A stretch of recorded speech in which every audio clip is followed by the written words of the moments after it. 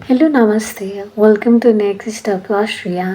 आजको भिडियोमा चाहिँ यदि हजुरहरू as an international student for the first time अस्ट्रियामा ट्राभल गर्दै हुनुहुन्छ भने अस्ट्रियामा ल्यान्ड भइसकेपछि हामीले गर्नुपर्ने के कामहरू छ भन्ने बारेमा चाहिँ भिडियोमा डिटेलमा डिस्कस गर्छौँ। सुरुमा चाहिँ यदि हजुरहरू चाहिँ भियना अस्ट्रियाको कुनै पनि स्टेटमा ल्यान्ड गरिसक्नु भएको छ भने चाहिँ हजुरले फर्स्टमा चाहिँ लोकल सिम लिनुपर्ने हुन्छ। डिफ्रेन्ट सिमहरू अभाइलेबल छ, जस्तै A1 म्यागेन्टा ड्राई भन्ने हजुरलाई कुन सुइटेबल लाग्छ त्यो सिम चाहिँ हजुरहरूले चाहिँ लिनुपर्ने हुन्छ। र सेकेन्डमा चाहिँ छ हामीले गर्नुपर्ने काम आफ्नो एड्रेस चाहिँ रजिस्टर गर्नुपर्ने हुन्छ। आफू आइसकेको 3 दिनभित्र चाहिँ हजुर कुन ठाउँमा बस्नुहुन्छ त्यसको एड्रेस चाहिँ हजुरले चाहिँ रजिस्टर गर्नुपर्ने हुन्छ, जसलाई चाहिँ मेडिजेटल पनि भनिन्छ। यो चाहिँ हजुरहरूले आफ्नो म्युनिसिपल डिस्ट्रिक्ट अफिसमा गएर चाहिँ रजिस्टर गर्नुपर्ने हुन्छ। र यो रजिस्टर गर्नको लागि हजुरहरूले आफूसँग पासपोर्ट, रुमको कन्ट्र्याक्ट र मेडिजेटल फुल्ली को फर्म फिलअप गरेर ल्यान्डलर्डको सिग्नेचर गरेर चाहिँ म्युनिसिपल डिस्ट्रिक्ट अफिस चाहिँ लिएर जानुपर्ने हुन्छ। र थर्डमा छ हजुरहरूले चाहिँ हेल्थ इन्सुरेन्स बनाउनु पर्ने हुन्छ। स्टुडेन्ट हुनुहुन्छ भने चाहिँ generally OGK student self insurance भन्ने हुन्छ, जुन चाहिँ म्याक्सिमम स्टुडेन्टहरूले चाहिँ यही हेल्थ इन्सुरेन्स गर्नुहुन्छ र यसको मन्थली कस्ट जेनरली 73.48 युरो रहेको छ अहिले। र यसले चाहिँ हजुरको इन्सुरेन्स चाहिँ कभर गरेको हुन्छ अनि हजुरले OGKबाट गराउन सक्नुहुन्छ।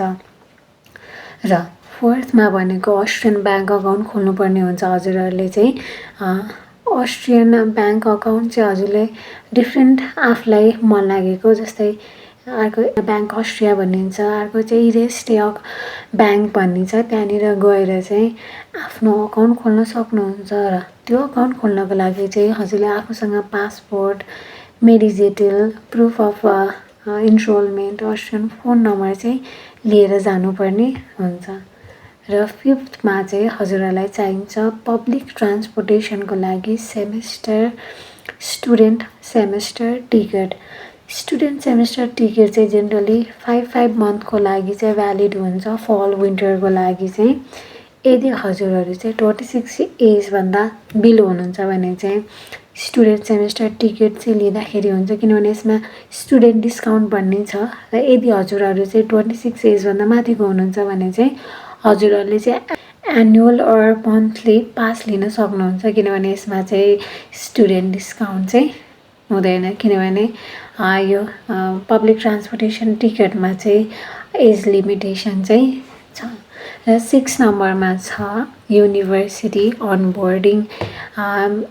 डिफ्रेन्ट युनिभर्सिटीहरूले चाहिँ अनलाइन एप्लाई हजुरले आफ्नै कन्ट्रीमा गर्नुभएको छ भने चाहिँ अस्ट्रियामा आउँदाखेरि चाहिँ हजुरलाई आएर इन पर्सन चाहिँ रजिस्टर गर भनेको हुन्छ। त्यो चाहिँ हजुरले यहाँनिर आइसकेपछि युनिभर्सिटीमा गएर इन पर्सन फाइनल इनरोलमेन्ट गर्नुपर्ने हुन्छ, प्लस हजुरहरूले चाहिँ स्टुडेन्ट युनियन फीहरू पनि पे गर्नुपर्ने हुन्छ। यति गरिसकेपछि हजुर युनिभर्सिटीले हजुरलाई स्टुडेन्ट कार्डहरू प्रोभाइड गरिदिन्छ, एक्टिभेट गरिदिन्छ र हजुरले एज ए स्टुडेन्ट डिफ्रेन्ट प्रिभिलेजहरू पनि पाउन सक्नुहुन्छ। र 7 नम्बरमा छ रेसिडेन्स पर्मिट फलोअप। यदि बनाइसकेपछि सेकेन्ड लास्टमा चाहिँ हजुरले रेसिडेन्स पर्मिटको फलोअप गर्नुपर्ने हुन्छ। If you are third country national, हजुरहरूले चाहिँ MA 35मा चाहिँ मेल गरेर चाहिँ अपोइन्टमेन्ट लिनुपर्ने हुन्छ। उहाँहरूले चाहिँ अपोइन्टमेन्ट दिइसकेपछि त्यहाँको अफिसमा गएर चाहिने डकुमेन्टहरू चाहिँ सबमिट गर्नुपर्ने हुन्छ। र सबमिट गरेको after certain days they will mail to collect your card, जहाँ चाहिँ गएर चाहिँ हजुरहरूले चाहिँ आफ्नो कार्ड कलेक्ट गर्नुपर्ने हुन्छ। र रेसिडेन्स पर्मिटको लागि चाहिँ कुन डकुमेन्ट हामीले लिएर जानुपर्छ र हामीले मेल गर्दाखेरि के डकुमेन्ट इन्क्लुड गर्नुपर्छ भन्ने कुरा चाहिँ हजुरहरूलाई चाहिँ थाहा छैन भने चाहिँ कमेन्ट सेक्सनमा लेखिदिनु होला। म त्यसको बारेमा चाहिँ डिटेलमा चाहिँ भिडियो बनाउँछु।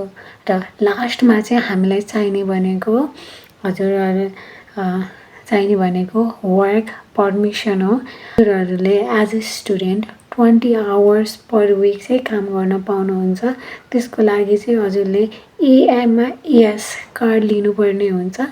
यो चाहिँ हजुरहरूले जुन ठाउँमा काम गर्नुहुन्छ त्यहाँको इम्प्लोयरले चाहिँ हजुरहरूलाई चाहिँ EMS कार्ड चाहिँ अप्लाई गर्नको लागि चाहिँ हेल्प गर्छ। र यो कार्ड लिइसकेपछि चाहिँ जेनरली यो चाहिँ हजुरहरूको इम्प्लोइमेन्ट पर्मिट भन्ने हुन्छ र हजुरहरूले चाहिँ लिगल्ली चाहिँ काम गर्न पाउनुहुनेछ।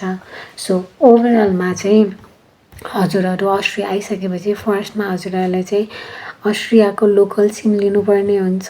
त्यसपछि 3 दिनभित्र मेडिजेटल चाहिँ लिइसक्नुपर्ने हुन्छ। त्यसपछि हेल्थ इन्सुरेन्स गर्नुपर्ने हुन्छ। जेनरली OCKबाट गर्दा हुन्छ स्टुडेन्ट्स हेल्थ इन्सुरेन्स। र फोर्थमा रहेको छ open an Austrian bank account, आफ्नो ब्याङ्क अकाउन्ट खोल्नु पर्यो। फिफ्थमा पब्लिक ट्रान्सपोर्टको लागि चाहिँ 26 भन्दा बिलो हुनुहुन्छ भने स्टुडेन्ट सेमेस्टर टिकट, र अबोभ हुनुहुन्छ भने चाहिँ एनुअल र मन्थली पास लिनु पर्यो।